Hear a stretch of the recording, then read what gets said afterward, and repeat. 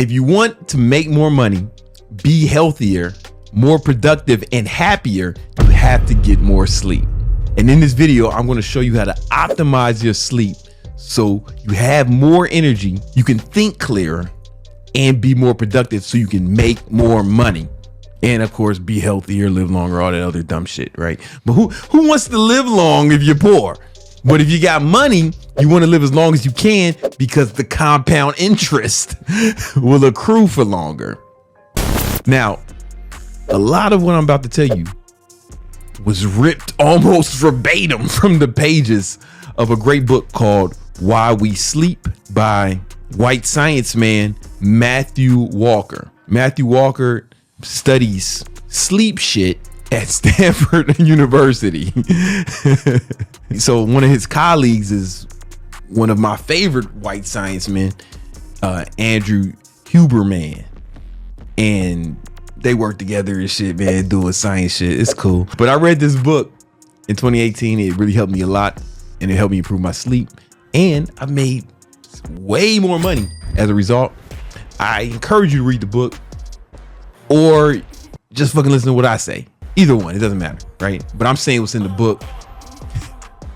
I'm saying it cool. Walker lays out a lot of the benefits and the advantages of getting adequate sleep. He emphasizes that adequate sleep is vital for physical health, immune function, metabolism, and the prevention of diseases. So there's one part in the book where he said that if you get less than 6 hours of sleep for just one night, then your immune system is compromised by 60%. There's actually studies to back this up. Here's a study. A lot of you guys consume my content for fitness advice, and sleep deprivation, not getting enough sleep, will affect your weight loss. So it can make you fatter for multiple reasons. One, because you make your testosterone when you sleep. I said you make your testosterone when you sleep because I inject mine like a G. But I'm old. I'm 41. You young. You got to make your testosterone. Just studies on how sleep deprivation affects your weight loss. Well, because you make your testosterone when you sleep.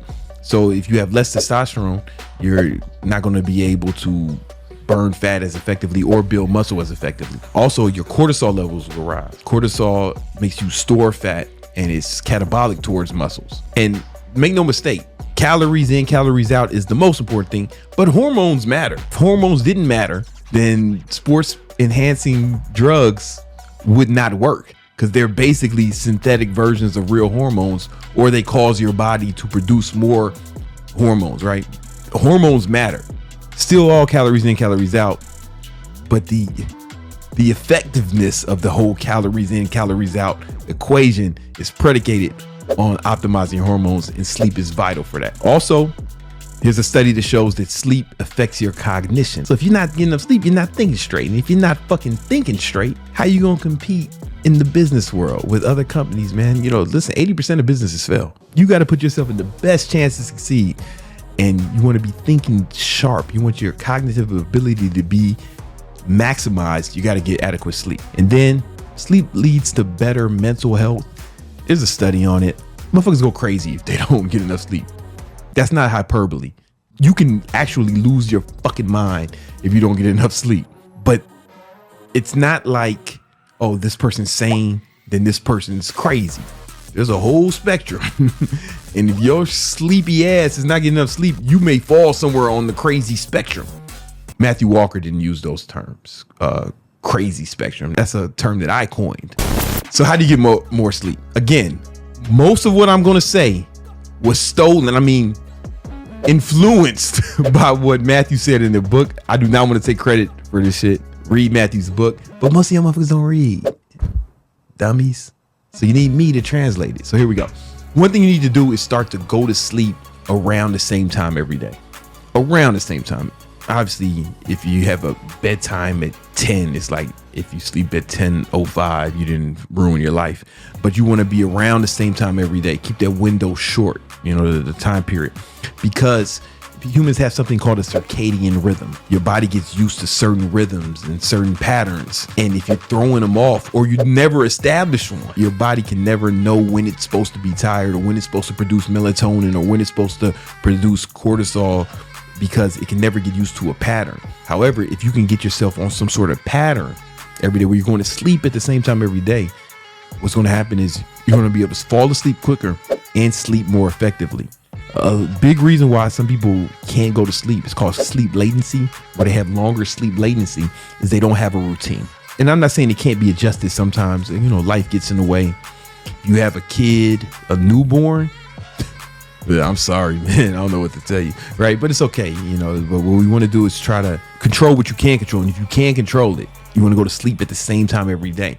And you want to be religious about this, as religious as possible. For me, my shit is not as tight as it should be. It used to be, all right, between 9:30 and 10, I was asleep. Now it's like 9:30 or 11, right? A lot of that is because of this fucking podcast. I'm doing this shit at night. Got this big ass light, big as the sun, shining on my retina all night. It just kind of changed things. But you want to try to make it as regular as possible. You'll go to sleep quicker once you establish a routine, and you'll get better sleep. You'll notice that your REM sleep will be better, your deep sleep will be better. But how would you know that? Well, you got to do the second tip on this, is track your sleep. Now, I don't remember Matthew mentioned this. This might be a Brandon thing, because I track everything like a maniac. I use the Oura Ring. It's this contraption, this gizmo I put on my finger, and it tracks my activity during the day. So I use that to track the calories I burn. But I also use it to track my sleep. So it knows when I went to sleep, when I woke up, but most importantly, the quality of the sleep. There's different sleep phases. There's light sleep, deep sleep, REM sleep, and maybe some other shit, right? But those are the important ones. And I'm trying to get more deep sleep and more REM sleep per night. I'm trying to maximize that. But you won't know if you're doing it right unless you're tracking. Well, another thing it let me know is how much sleep I really need. I know that if I'm in bed for 7 hours a night, I'm pretty good. You may need more sleep than that. My girl, she sleeps, I don't know, much like a cat, how they sleep. She sleeps 9 hours a day. You know what I'm saying? That's a lot. But, you know, everybody's different. Every human is different, right? Some people die if they eat a peanut, right? So you got to find out what works best for you. But the only way to know that is if you track it. You can use the Oura Ring, is what I use. That's my preferred method. I used to use this thing called the Whoop. You put it around your wrist, and it did the same thing, had the same functionality. However, man, it ain't, you know, listen, man, I'm wearing $200,000 watches, man. I got over $100,000 on each wrist. And then I got this motherfucking gadget on my wrist. I'm not Inspector Gadget, bro. So I got the ring that blends in with my attire a little better. Now we're going to go back to what the white science man said. This is a tip he gave. Shower before bed. Now, I would do this anyway because I work out all day. I work out multiple times a day. I'm in the gym sweating like a whore in church. When you shower before bed, like right before bed, what it does is it changes your body temperature in a good way, and it optimizes your body temperature for sleep. So take a warm shower before bed. Tip number 4 is to make your room as cold as possible. So I make it as cold as my girlfriend can stand. Mi novia no gusta frio. I try to make the shit as cold as possible. This is not me. This is a white science man saying this. You sleep better in a cold environment. It's something about your body temperature has to drop to a certain number for you to sleep better. And it's going to be different for different people. So I also got this contraption called a chili pad. This fucking thing that looks like a tiny refrigerator that's connected to a mattress pad that goes on top of the mattress. That contraption is running cold water through the mattress pad. And you can set the temperature. You can make this shit hot, but I make it as cold as possible. And it feels like, you know, the cool side of the pillow, when you flip the pillow to the cool side, it feels good, right? But it only lasts for like a few seconds. Imagine if your whole body felt like that all night. Sounds amazing, doesn't it? It is. I sleep way better. And I notice when I use that, because I'm tracking how much deep sleep and REM sleep I get way more deep sleep and way more REM sleep. So before I had the chili pad, I had to get 8.5 hours of sleep to feel good. Now, because I'm getting more deep sleep and REM sleep, I only need 7 hours of sleep. Like, that's all I need. Because it's not just about the quantity of sleep, it's also the quality of sleep. And then supplements. Now, none of what I'm gonna say is in the book. Here are the supplements I take before bed. So one, I take a supplement called ZMA. You could probably just get away with just magnesium. This is zinc and magnesium and some other shit, but this is what I take because it's the right amount of magnesium. I take this before bed, take the recommended doses on the back, boom. Then I also take this herb, it's called ashwagandha. And I take this before bed, and what it does is it relaxes you. It relaxes you, relaxes your mind. It's actually been shown to people who take this, they have less stress in their life in general. Then there's L-theanine. This does the same thing. It kind of relaxes you, calms down your nervous system, calms your body down.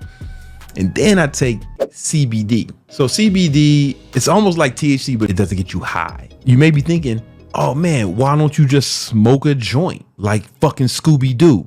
Well, it's because what I read in the book, man, THC will help you go to sleep.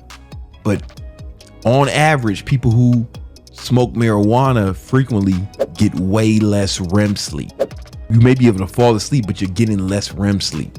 I have not seen that for me with CBD. And maybe you won't have that problem with THC, but you won't know unless you're tracking. The next supplement is Unisom. Now, full disclosure, I have read that you're not supposed to take this every day, but I've been taking it every day for over 10 years. Now, I can't sleep without it.